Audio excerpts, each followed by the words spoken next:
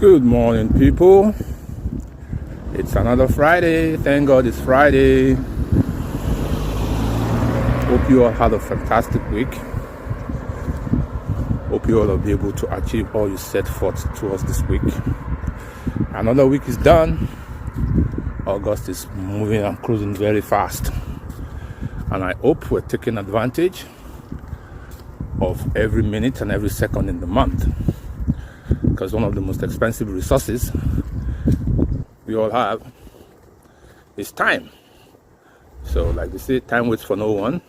So let's make sure we make very good use of the time that we have all the time. All right. This morning, as usual, tradition, review. It's Friday. That time again to reflect on what you have done this week, what has worked, what needs improvement, and what hasn't worked. You know, this is a very good time again. I make sure you put that into perspective and make sure you do your review. It's very, very important. This morning, I actually want to talk about an article I read last night. It's an Harvard research article that I read, and I feel it's worth discussion, it's worth mentioning. It's going to be a very rainy day today. Right, and that topic was, the article was on perfectionism. How effective is perfectionism in the workplace? How does perfectionism affect productivity? Is perfectionism a weakness or a strength? And I found it very, very interesting, and I thought, well, this morning I'm going to share it. I'm going to talk about this morning, my perspective about what perfectionism is, how perfectionism can actually impact your productivity within the workplace, and it can also enhance the productivity within the workplace. You know, let's look at this from different angles. You know, for me, perfect people always strive for flawless outcome. Yes, they're always striving for flawless outcome. Now, this in itself is good. It's a very good positive attribute to have, and an attitude towards work to have. But the side effect of being perfect is the fact that you become very inflexible. Yes, you become very inflexible in the way you do things, and you create this standard for yourself that when you don't achieve this standard, it can actually affect your productivity. It can affect the productivity of your team. Another thing that I found with perfectionists is, especially if they are managers, they tend to judge, or they tend to expect all their team members to have that same perfect attitude like them. Now, what this does is it puts undue pressure for non-perfectionists. Undue pressure on non-perfectionists, because this is not the way they are wired. You understand? So it may have adverse effect in the productivity of that team in that respect.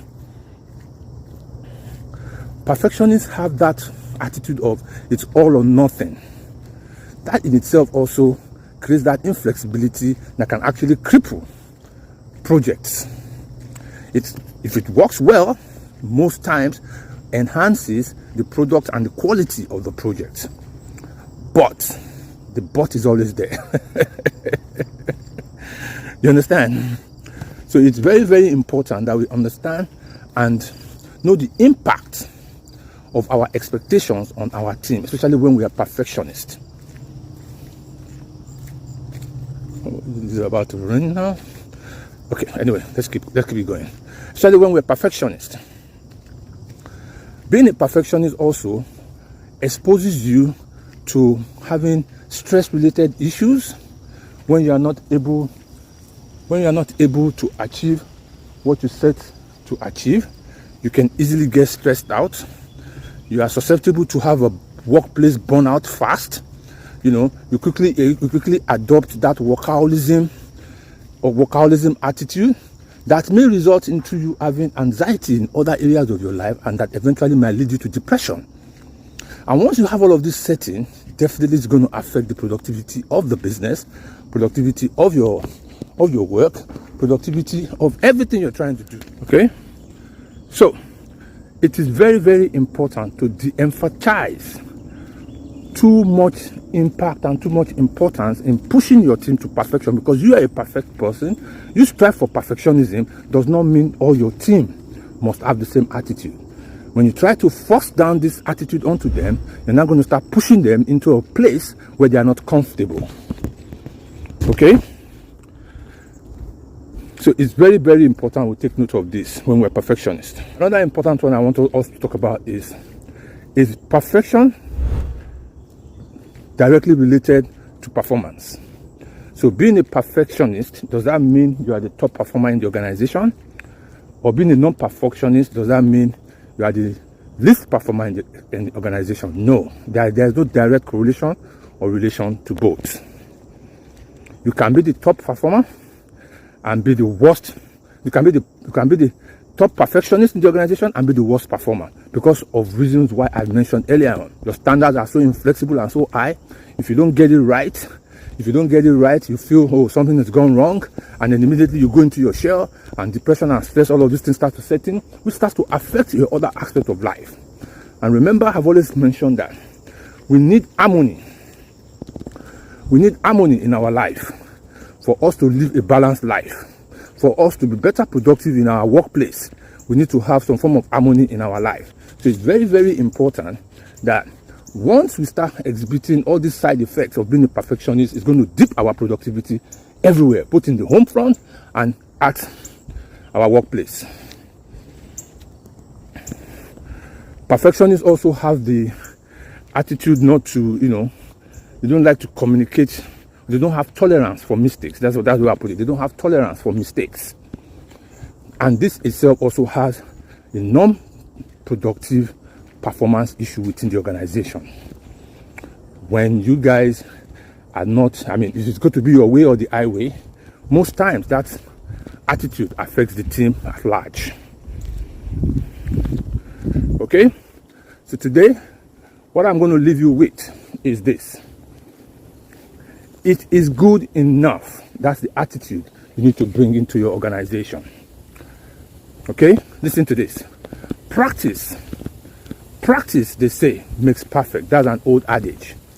In this world of today, practice makes progress. That's the attitude you need to adopt amongst the organization. Practice makes progress. You also need to let the perfectionist in your organization understand that you, as probably the head of the organization, you are okay. You will accept their mistakes. They should not strive to get it perfect before they move on, because it's going to slow down your productivity.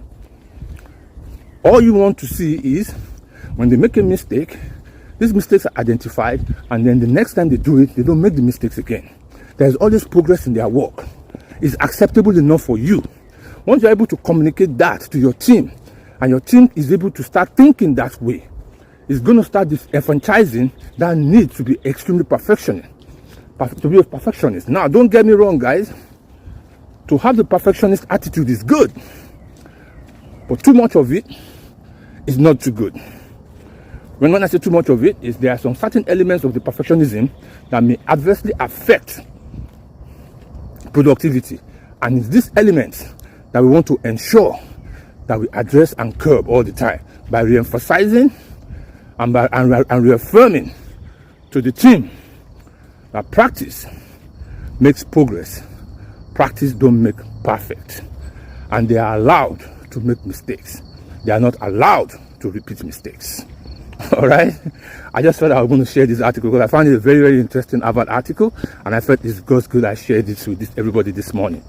All right, don't forget, review. Don't forget to make your review for last week, and don't forget to set your goals for next week. Stay blessed. I'm The Switch.